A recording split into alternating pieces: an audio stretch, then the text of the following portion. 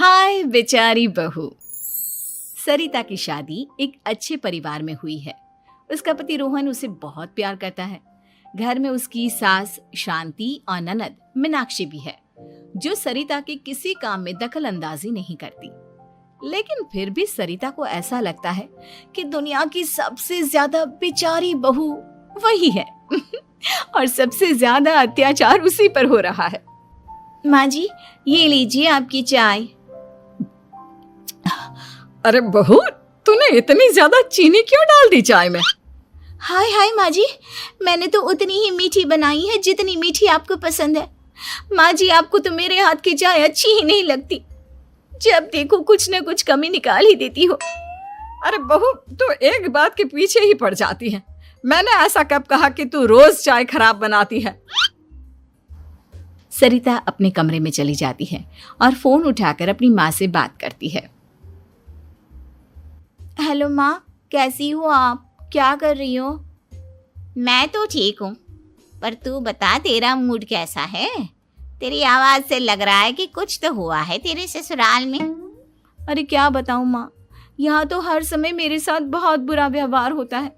मैंने अपनी सास के लिए इतनी अच्छी चाय बनाई, लेकिन मेरी सास चाय पीते ही मुझे 4 बातें सुना दी। बेटी, तू इतनी छोटी छोटी बातों पर ध्यान ही क्यों देती हो? तुम्हारी सास ने कुछ बोल भी दिया तो क्या हो गया, वो बड़ी है ना तुझसे। माँ ने इतना समझाया, लेकिन इस बात का सरिता पर कोई असर नहीं हुआ। अपनी बेचारी बहू की छवि वो बदलना ही नहीं चाहती। अगली सुबह सब नाश्ते के टेबल पर बैठकर नाश्ता कर रहे थे, तभी सरिता ने अपने पति से कहा, सुनिए जी, मुझे ना आज बाजार से कुछ सामान लेकर आना है। आज आप ऑफिस से आने के बाद मुझे लेकर चलना ना। भाभी, मुझे भी कुछ किताबें खरीदनी है। आप दोनों जा ही रहे हो तो मेरी किताबें भी ले आना। लो, अभी तो बात ही की है बाजार जाने की, तो एक फरमाइश आ गई। माँ जी, आप भी बता दो कुछ, और हाँ, मोहल्ले वालों से भी बोल दो अगर वो कुछ मंगवाना चाहते हो तो। बेचारी मीनाक्षी अपना सा मुंह लेकर रह गई। ये सब देखकर रोहन से चुप नहीं रह गया और वो गुस्से में बोला, सरिता, क्या हो गया है तुम्हें? मीनाक्षी ने तो सिर्फ किताबों के लिए बोला है। तुम्हें मीनाक्षी से इस तरह से बात नहीं करनी चाहिए। माफी मांगो उससे अभी। क्या? मैं माफी मांगू?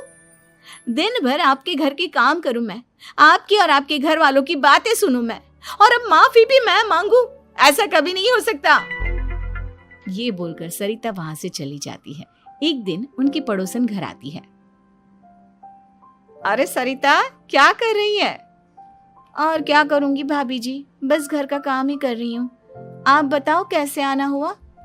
अरे मैं तो तुम्हारा हालचाल पूछने आई थी, लेकिन तुम तो बिजी लग रही हो। कोई बात नहीं, मैं बाद में आ जाऊंगी। और क्या करूं भाभी जी, जब से शादी होकर आई हूँ ना, बस काम ही कर रही हूँ। और इस घर में ना कोई मेरी कदर नहीं करता। पति है जो बस घर से ऑफिस, ऑफिस से घर। ननद को तो कॉलेज से फुर्सत नहीं। बची सास तो उनका सारा समय मेरी गलतियां निकालने में लग जाता है। अरे ये क्या कह रही हो सरिता? तुम्हारी सास तो पूरे मोहल्ले में तुम्हारी तारीफ करती फिरती है कि तुम बहुत अच्छी हो, पूरा घर तुम्ही ने संभाल रखा है।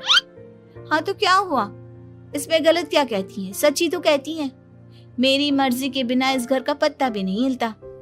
शाम को जब रोहन घर आया तो उसने सबसे कहा, कल हम सबको मौसी जी के घर जाना है, उनकी बेटी की शादी है। सब अपनी अपनी पैकिंग कर लो, सुबह होते ही निकल जाएंगे। और सरिता, तुम कान खोलकर सुन लो, वहां जाकर किसी की बुराई भलाई शुरू मत कर देना, नहीं तो मुझसे बुरा कोई नहीं होगा। हाय हाय जी, आप तो ऐसे कह रहे हो जैसे मैं सुबह शाम सबकी बुराई करती फिरती हूँ।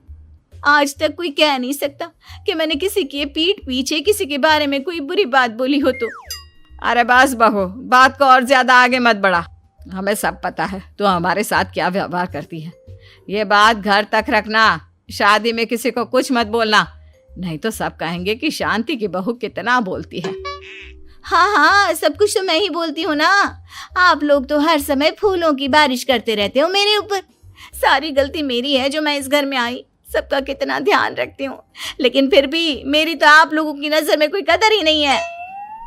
अगली सुबह सब लोग मौसी जी के घर पर चले जाते हैं।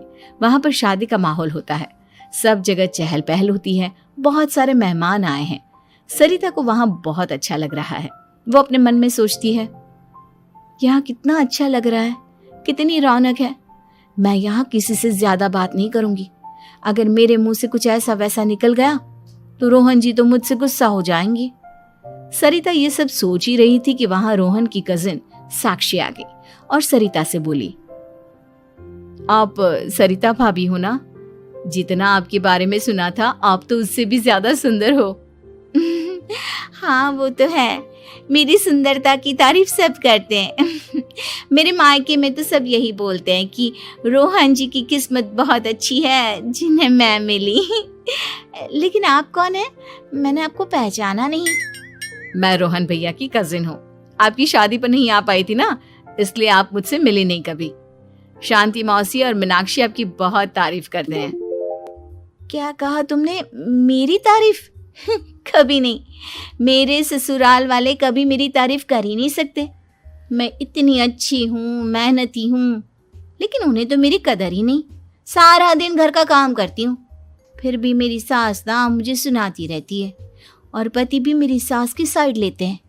ना कभी बाहर ले जाते हैं, ना कहीं घुमाने। अगर घुमाने के लिए कभी बोल भी देना तो उनकी बहन बीच में आ जाती है। मैं कैसे रह रही हूँ उस घर में, ये मैं ही जानती हूँ। सरिता की ये बातें सुनकर साक्षी को बड़ी हैरानी हुई। अब वो हर किसी के सामने अपनी बढ़ाई और ससुराल वालों की बुराई करने लगी। रोहन और शांति को सरिता पर बहुत गुस्सा आया, लेकिन वो चुप रहे। अगले दिन जब वो अपने घर पर आए, सरिता, तुमने क्यों सबके सामने मेरी इज्जत का तमाशा बनाया? तुमसे बोला था ना कि चुप रहना। अजी ऐसा भी क्या कह दिया मैंने जो इतना भड़क रहे हो? तुम जहां जाती हो अपना रोना शुरू कर देती हो, कभी किसी दूसरे की बात ही नहीं सुनती, बस अपनी कहती रहती हो। तुमने सबके सामने हमारा तमाशा बनाकर रख दिया है। हे भगवान, मुझे अपने पास बुला ले। जिस घर में मेरी कदर ही नहीं, उस घर में मेरा क्या काम? अरे क्या करूंगी मैं यहाँ रहकर? जो भी आता है मुझे सुनाकर चला जाता है। मैं तो किसी से कुछ नहीं कहती। सीधी सादी बहू मिल गई है ना सबको, तो जो जी में आए वो करो। सरिता ने अपने आगे किसी को कुछ बोलने ही नहीं दिया, और उस दिन भी उसने सबके सामने खुद को बेचारी बना ही दिया। अगले दिन मीनाक्षी कॉलेज के लिए लेट हो रही थी, इसलिए वो हर काम जल्दी जल्दी कर रही थी। अपना नाश्ता लेने किचन में गई और पतीले में रखे गरम दूध को गिलास में डालने लगी। दूध का पतीला उसके हाथ से छूट गया और गरम गरम दूध उसके हाथ पर गिर गया।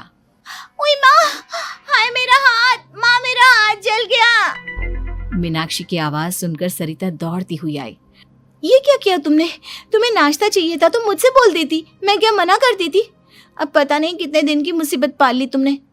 सरिता मीनाक्षी को उसके कमरे में ले गई और उसका बहुत ख्याल रखा। उसका इस तरह से ख्याल रखना शांति और रोहन को थोड़ा अजीब लगा। माँ, सरिता के दिमाग का भी कुछ पता नहीं। कल शादी में सबको इतना कुछ बोल कर आई है हमारे बारे में, और अब मीनाक्षी की कितनी अच्छी देखभाल कर रही है। ये ऐसा क्यों करती है? बेटा, तेरी बीवी की ना आदत हो गई है सबके सामने खुद को बेचारी दिखाने की, और आदत इतनी जल्दी नहीं बदलती। जब ये बोलना शुरू करती है तो रुकने का नाम ही नहीं लेती, इसलिए इसे पता ही नहीं चलता कि ये किसके सामने क्या बोली जा रही है। लेकिन दिल की बहुत अच्छी है। हमें भी अपना दिल बड़ा करके ये जैसी है इसे स्वीकार करना चाहिए।